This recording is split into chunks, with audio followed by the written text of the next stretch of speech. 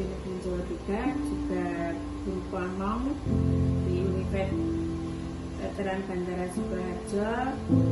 Saya sebagai guru Pamong PPG Prajabatan Angkatan 1 tahun 2023. Adapun mahasiswa saya, yaitu satu kelompok ada 6 mahasiswa. Yang pertama bernama Wahyu, kemudian Cindy, Sylvie, Upi, Mbak Vinky, dan Mutiara. Untuk 6 mahasiswa ini alhamdulillah telah melaksanakan PPL di SD Jawa 3 Mojokerto, yaitu semester 1 dan semester 2. Semoga semua mahasiswa ini nanti kedepannya bisa menjadi guru yang samapta, guru yang santun maupun profesional, sehingga nanti bisa sukses di dalam mencerdaskan anak didik bangsa. Terima kasih. Assalamualaikum warahmatullahi wabarakatuh. Assalamualaikum warahmatullahi wabarakatuh. Perkenalkan, nama saya Wahyu Margomulyo, mahasiswa PPG Prajabatan gelombang 1 2023. Selama melaksanakan perkuliahan profesi pendidikan guru ini, saya melaksanakan PPL di salah satu sekolah yang terdapat di Kecamatan Majolaban, yaitu SD Negeri 3 Joho Majolaban, Sukoharjo. Adapun beberapa jurnal refleksi yang ingin saya sampaikan mengenai apa yang saya pelajari dan saya refleksikan seperti PowerPoint yang sudah saya paparkan. Assalamualaikum warahmatullahi wabarakatuh. Yang saya hormati dosen penguji 1 Ibu Arin Arianti MPD, dosen penguji 2 Bapak Tony Hasan MH, dan guru pamong saya Ibu Sularmi MPD. Sebelum saya memaparkan seminar pendidikan profesi guru saya, izinkan saya memperkenalkan diri saya terlebih dahulu. Perkenalkan, saya Wahyu Margomulyo, mahasiswa PPG Prajabatan gelombang 1 Universitas Veteran Bangun Nusantara Sukoharjo dengan program studi PGSD. Sebelum saya memasuki pembahasan yang ingin saya bahas, di sini saya akan memaknai pengertian guru terlebih dahulu. Guru adalah pendidik profesional dengan tugas utama mendidik, mengajar, membimbing, mengarahkan, melatih, menilai, dan mengevaluasi peserta didik pada pendidikan anak usia dini, jalur pendidikan formal, pendidikan dasar, dan pendidikan menengah. Guru merupakan unjuk tombak pendidikan yang bertanggung jawab pada kualitas generasi penerus bangsa. Dapat dikatakan guru menjadi kunci penting keberhasilan pendidikan karena sosok guru profesional menjadi hal yang mutlak diwujudkan. Baik, selanjutnya di sini saya akan membahas tentang seminar refleksi pembelajaran. Adapun beberapa topik yang ingin saya bahas untuk kedepannya nanti. Yang pertama, mengenai tentang visi dan misi guru profesional, review mata kuliah yang berkaitan, review pengalaman belajar, artefak, desain inovasi, dan rencana tindak lanjut. Untuk pembahasan yang pertama, tentang visi dan misi guru profesional. Visi menjadi guru profesional. Menjadi guru profesional yang bersifat relatif dan mampu menjadi tauladan baik bagi anak didik, serta mencetak generasi yang terampil dalam bidang ilmu pengetahuan, berkarakter, dan berakhlak baik dalam kehidupan sehari-hari. Di sini, guru tidak hanyalah mengajar, tetapi juga mengajarkan, mencetak, dan membimbing calon generasi peserta didiknya untuk menjadi yang lebih baik lagi, baik dalam ilmu pengetahuan, berkarakter, dan berakhlak mulia. Nah, misi menjadi guru profesional yang pertama adalah mengutamakan pembentukan karakter yang baik melalui pengembangan sikap, nilai, dan perilaku positif. Yang kedua, mengintegrasikan teknologi secara efektif dalam proses pembelajaran untuk meningkatkan daya saing dan relevansi dalam era digital. Yang dimaksud di sini, guru dalam proses pembelajaran bisa menggunakan atau memberikan contoh teknologi atau IT kepada peserta didiknya untuk lebih meningkatkan daya pikir dan daya ingat mereka dan pengetahuan bagi mereka untuk memajukan atau memahami tentang era digital di tahun tahun seperti ini.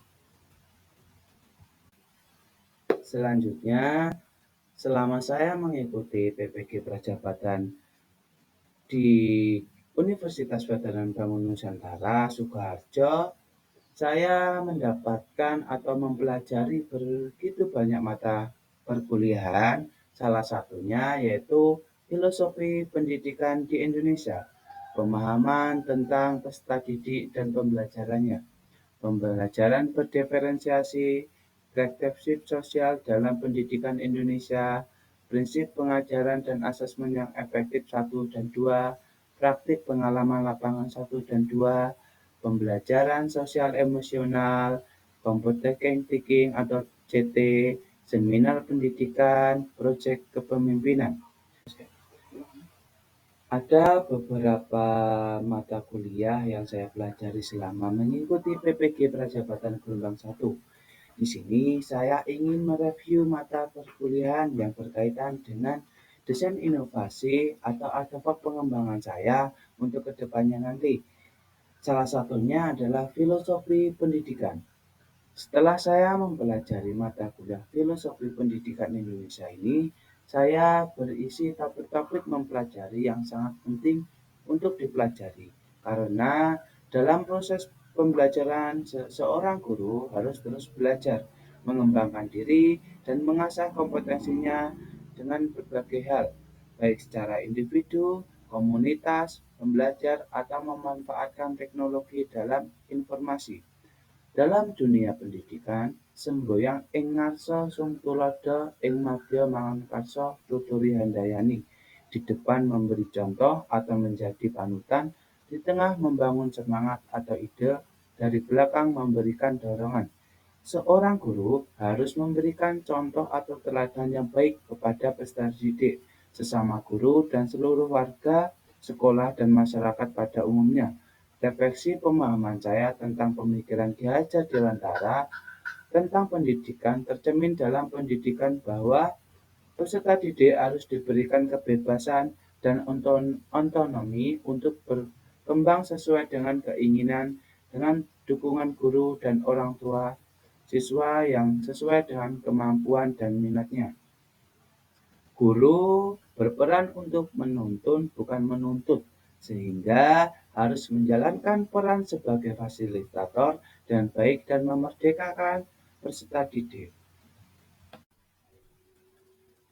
Selanjutnya, review mata kuliah yang berkaitan dengan desain inovasi saya yang kedua yaitu pembelajaran sosial emosional. Pembelajaran bermakna yang saya dapatkan setelah mempelajari pembelajaran sosial emosional adalah bahwa guru dan peserta didik perlu memahami pentingnya pembelajaran sosial emosional dalam pengembangan keterampilan sosial, emosional, dan akademik.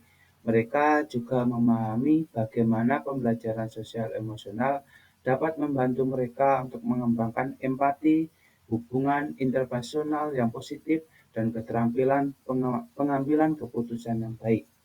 Guru dan peserta didik juga memahami bahwa pembelajaran sosial emosional tidak hanya berfokus pada mengatasi perilaku negatif, tetapi juga membantu mereka untuk memperkuat kualitas hubungan interpersonal, membangun rasa percaya diri dan kemandirian, serta meningkatkan keterampilan komunikasi yang efektif.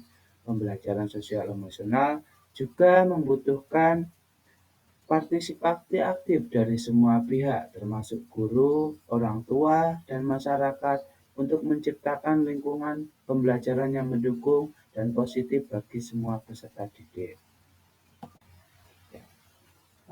Selanjutnya yaitu prinsip pengajaran dan asesmen.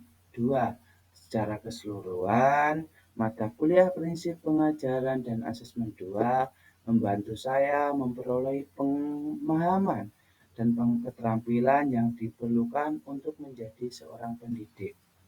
Saya memperoleh pemahaman yang lebih mendalam tentang berbagai prinsip pembelajaran yang efektif, termasuk cara merancang kegiatan pembelajaran yang sesuai dengan kebutuhan siswa dan menciptakan lingkungan belajar yang inklusif. Pembelajaran yang saya dapatkan dalam mata kuliah ini dapat diintegrasikan dengan pengalaman PPL 2. Pengalaman PPL 2 saya memungkinkan saya untuk menerapkan prinsip-prinsip yang dipelajari dalam situasi pembelajaran nyaman.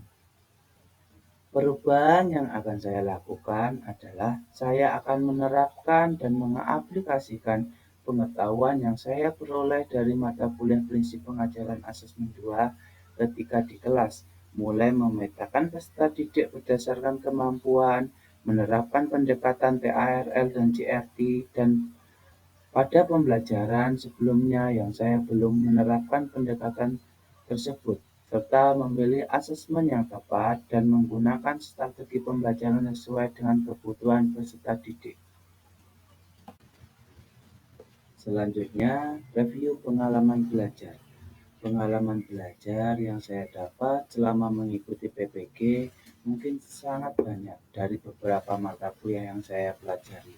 Namun, menurut saya, pengalaman yang paling bermakna selama mengikuti perkuliahan PPG yaitu saat mempelajari mata perkuliahan praktik pengalaman lapangan 1 maupun PPL 2. Karena menurut saya mata kuliah PPL penting bagi calon seorang guru, di mana mahasiswa PPG tidak hanya belajar tentang materi atau teori saja, namun mahasiswa langsung terjun ke sekolah atau kelas untuk melaksanakan beberapa kegiatan yang harus dilaksanakan dalam tugas PPL, seperti melaksanakan observasi lingkungan sekolah, observasi karakteristik peserta didik, merancang modul ajar pembelajaran yang akan digunakan untuk mengajar, dan mempraktikkan langsung dalam siklus terbimbing maupun siklus mandiri. Dalam pelaksanaan PPL saat ini, saya mendapatkan sekolah di salah satu kecamatan Mojolagan, yaitu SD Negeri Jawa 3 yang bertepatan di Dusun Tempel, Desa Joho. Dari mata kuliah PPL, pengalaman yang paling bermakna menurut saya atau best practice menurut saya yaitu memahami karakter peserta didik. Saat saya melaksanakan PPL di SD Negeri Jawa 3, saya sangat banyak berjumpa dengan peserta didik dengan berbagai karakter. Dari kelas 1 sampai kelas 6 memiliki keunikan dan perbedaan dalam kepribadian, minat, bakat, dan cara belajar. Maka hal ini salah satu pengalaman yang paling bermakna menurut saya karena sebagai aspek penting dalam menjadi calon guru yang profesional. Yang kedua, merancang perangkat pembelajaran. Saat saya melaksanakan PPL di SD Negeri Jawa 3, mungkin saya sudah banyak merancang perangkat pembelajaran yang berbeda dari mata pelajaran, modul, media, dan model dan metode yang saya terapkan dalam proses pembelajaran saat saya melaksanakan siklus terbimbing dan mandiri. Dalam penyusunan ini, saya juga selalu dibimbing oleh dosen pembimbing lapangan dan guru pamong, sehingga sangat bermakna bagi saya dalam merancang perangkat pembelajaran yang sesuai dengan kebutuhan peserta didik. Karena dengan itu kita dapat mengetahui gaya belajar, karakteristik peserta didik, sehingga dapat menjadikan tujuan pembelajaran yang baik. Pengalaman yang paling bermakna menurut saya selanjutnya yaitu tentang praktik mengajar.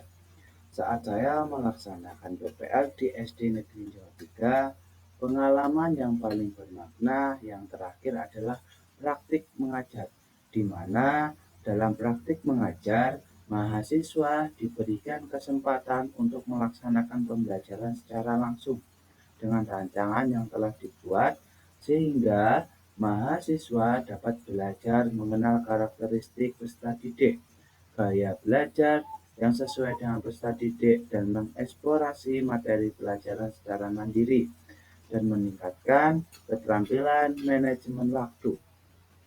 Selain itu, dalam praktik mengajar, saya juga dapat memahami karakter peserta didik dari berbagai macam di sekolah tersebut. Mungkin dari kelas 1 sampai kelas 6 pastinya mempunyai karakter gaya belajar dengan sendirinya. Maka dengan praktik mengajar, menurut saya adalah pengalaman yang paling bermakna bagi saya. Selanjutnya yaitu artefak pembelajaran. Dari pengalaman bermakna dan mata kuliah PPL yang saya pilih, di sini saya akan menjelaskan sedikit artefak pembelajaran yang saya pilih dalam mata kuliah PPL adalah membuat modul ajar dan video pembelajaran. Artefak ini bermanfaat untuk saya karena seorang guru harus bisa menyusun modul ajar dengan baik sesuai dengan karakteristik, kemampuan, dan kebutuhan yang berbeda-beda, sehingga sebagai guru dapat memenuhi kebutuhan peserta didik, berpihak pada peserta didik, dan memerdekakan peserta didik. Artefak yang saya lampirkan ada artefak pembelajaran yang pertama yaitu modul ajar matematika. Dalam siklus PPL ini saya mengambil salah satu mata pelajaran yaitu matematika dengan materi bilangan. Materi tersebut terdiri yaitu tentang perbandingan dan mengurutkan bilangan. Dan ada juga modul ajar yang saya lampirkan mengenai tentang metode penggunaan metode ceramah, game basic learning, dan tanya jawab. Dalam modul ajar matematika juga terdapat soal evaluasi untuk mengukur tingkat pemahaman peserta didik dalam memahami materi yang telah disampaikan oleh guru. Ada 10 soal dalam soal evaluasi tersebut. Yang pertama, nomor 1 sampai 5 itu berupa pilihan ganda, 6 sampai 8 berupa isai, dan 9 sampai 10 berupa uraian atau isai. Artefak pembelajaran. Artefak pembelajaran bahan ajar, media pembelajaran, dan video pembelajaran. Yang pertama tentang bahan ajar. Bahan ajar sesuai dengan materi yaitu bilangan. Di sini membandingkan dan mengurutkan bilangan. Di dalam bahan ajar itu terdapat tujuan pembelajaran. Tujuan pembelajaran yang sudah saya sampaikan di depan. Tujuan dari pembelajaran yang akan kita capai. Nah, yang kedua tentang materi. Materi pengertian bilangan terlebih dahulu untuk memahamkan atau mengetahui peserta didik tentang pengertian bilangan itu apa. Nah, membandingkan dan mengurutkan bilangan. Saya juga memberikan pengertian membandingkan. Apa itu membandingkan dan memberikan contoh bilangan perbandingan bilangan. Yang kedua, mengurutkan bilangan. Saya juga memberikan terlebih dahulu dasar pengertian dari mengurutkan bilangan itu gimana. Saya juga memberikan contoh soal. Misal, terdapat bilangan 5, 10, 15. Urutkan bilangan tersebut dari bilangan terkecil atau terbesar. Itu contoh dari mengurutkan bilangan.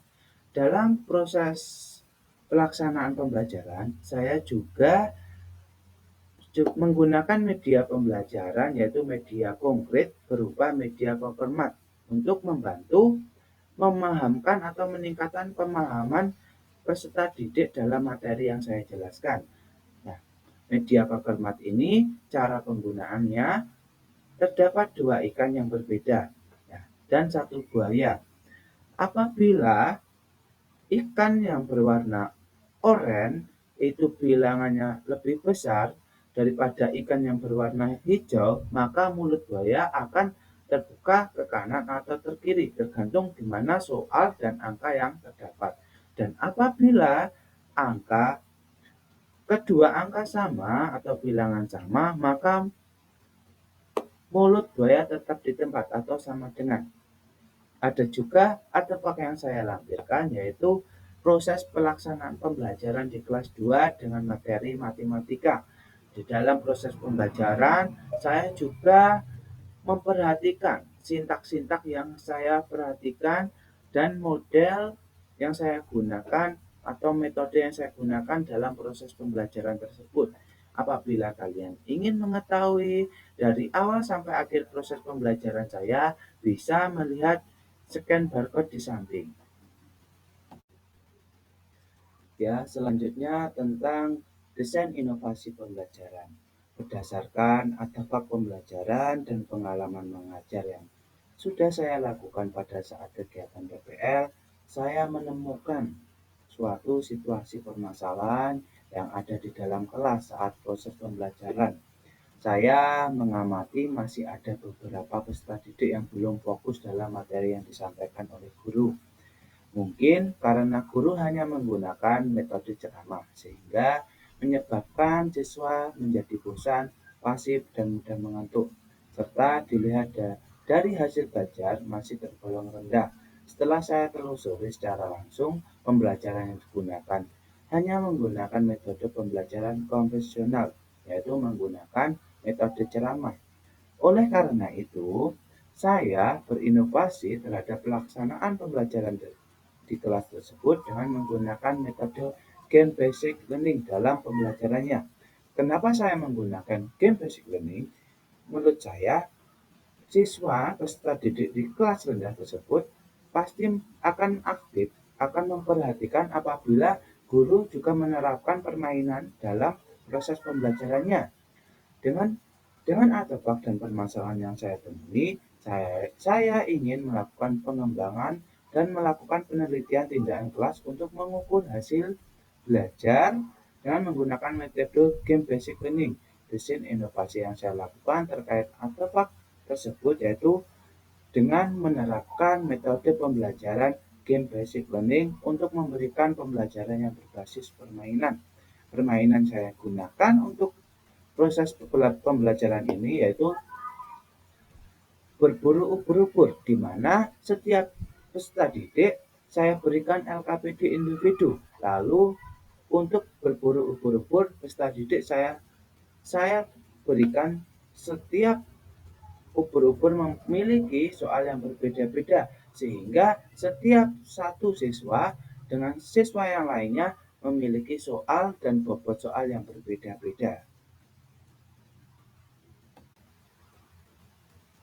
Selanjutnya, dari beberapa artefak yang saya jelaskan tadi, di sini saya menghasilkan produk pengembangan artefak saya berupa buku tentang implementasi metode Game Basic Learning dalam modul ajar matematika kelas 2 di fase A. Nah, harapan saya dengan adanya buku ini, semua calon guru dapat menerapkannya dalam proses pembelajarannya. Jadi, guru tidak hanya monoton ke dalam metode ceramah, tanya jawab, diskusi. Nah, di dalam modul implementasi metode Game Basic Learning dalam modul ajar matematika terdapat yang pertama tentang isi atau pendahuluan, sehingga pembaca dapat mengetahui latar belakang apa permasalahan sehingga penulis dapat membuat buku dengan judul Implementasi Metode Game Basic Learning dalam modul ajar matematika. Setelah itu, terdapat juga lampiran contoh modul ajar yang menerapkan atau menggunakan metode Game Basic Learning dalam mata pelajaran matematika, khususnya materi bilangan. Nah, selain itu, penulis juga mencantumkan kesimpulan dari penerapan tersebut, apakah dapat membantu guru atau siswa dalam meningkatkan hasil belajarnya. Dari beberapa pembahasan dari awal sampai akhir, ini adalah pembahasan yang terakhir atau rencana tindak lanjut setelah saya menjelaskan berbagai desain inovasi artefak-artefak yang saya pilih. Nah, rencana tindak lanjut saya yang pertama yaitu merencanakan pembelajaran yang terstruktur dan terarah berdasarkan kurikulum yang ditetapkan dan menggunakan berbagai metode pengajaran yang sesuai dengan gaya belajar siswa untuk mencapai tujuan pembelajaran yang baik. Nah, yang dimaksud sini, saya akan menyusun modul ajar dengan baik sesuai dengan kurikulum yang diterapkan di sekolah dan metode-metode yang menarik untuk meningkatkan hasil belajar siswa atau membuat siswa tertarik dengan pembelajaran yang saya jelaskan. Mungkin dengan contohnya seperti tadi, menggunakan metode game basic learning. Nah, itu merupakan contoh metode. Nah, apakah bisa menggunakan dengan metode lainnya? Juga bisa.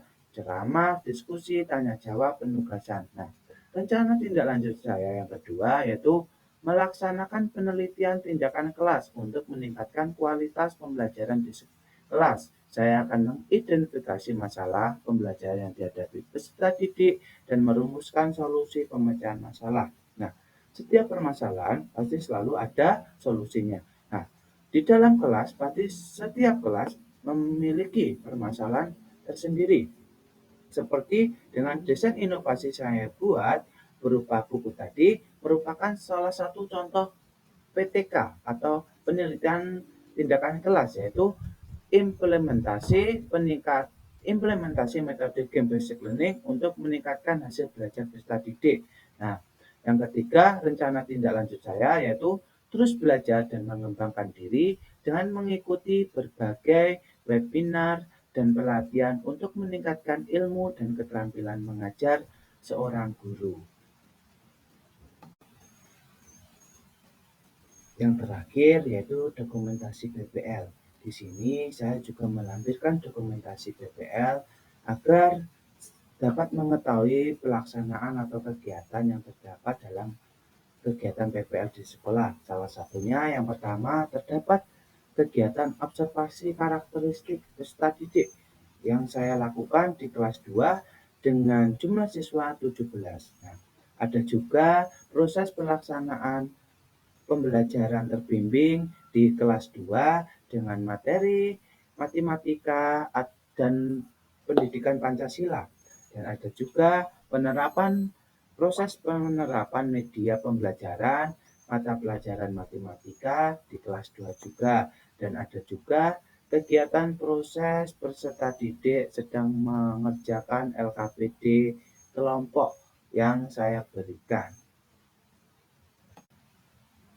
Mungkin sekian pemaparan materi yang dapat saya jelaskan mengenai seminar pendidikan profesi guru.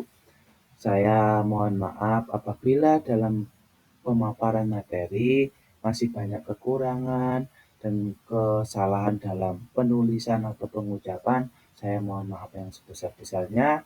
Terima kasih. Semoga dapat memberikan manfaat bagi semuanya.